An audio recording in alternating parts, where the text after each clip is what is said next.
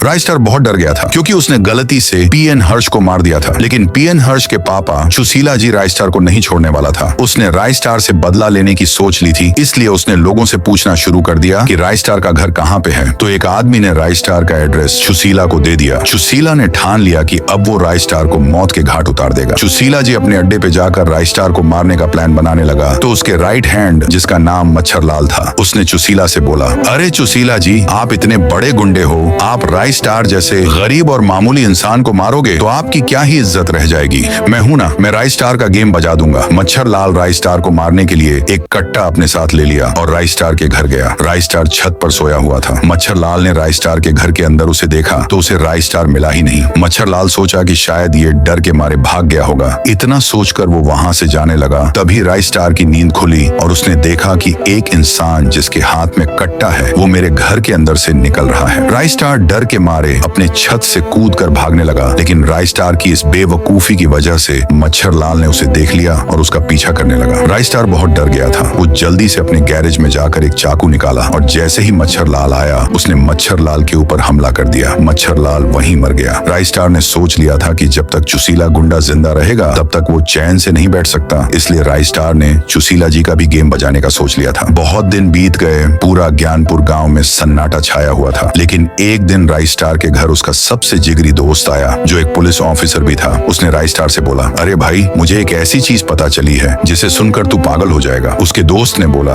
5 साल पहले तेरे माँ बाप का रोड एक्सीडेंट में जो मौत हुई थी वो कोई मौत नहीं थी। सुशीला नाम के एक गुंडे ने ही तेरे माँ बाप को मरवाया था। बस इतना सुनते ही राइस्टार ने बोला, अरे सुशीला गुंडा तो वही है जो अभी मुझे मरवाना चाहता है, क्योंकि एक हाथापाई में मैंने गलती से उसके बेटे पीएन हर्ष को मार दिया था। अब मैं उसको छोड़ूंगा नहीं, मैं अपने माँ बाप की मौत का बदला लेकर ही रहूंगा। राइस्टार ने अपने दोस्त से पूछा कि सुशीला गुंडा का अड्डा कहाँ है। राइस्टार के दोस्त ने उसके अड्डे के बारे में बता दिया। राइस्टार ने अपनी एकमात्र बाइक बेचकर एक कट्टा खरीदा और चल दिया सुशीला गुंडे के अड्डे पर। सुशीला गुंडा अपने घर में सोया हुआ था और उस वक्त उसके बॉडीगार्ड भी वहाँ पे नहीं थे। राइस्टार सीधा उसके घर के अंदर चला गया और सुशीला गुंडा को बोला, अबे ओ सुशीले, जल्दी उठ, क्योंकि अभी तू हमेशा के लिए सोने वाला है। इतना सुनते ही सुशीला उठ गया और बोला, अरे तू कौन है और मेरे घर में कैसे घुसा। राइस्टार बोला, बड़ा अजीब आदमी है तू मुझे ही मरवाना चाहता है और मुझे ही नहीं पहचानता। मैं राइस्टार हूँ। पहले तो मैं अपने माँ बाप की मौत का बदला लूंगा, क्योंकि तूने मेरे माँ बाप को मरवाया है।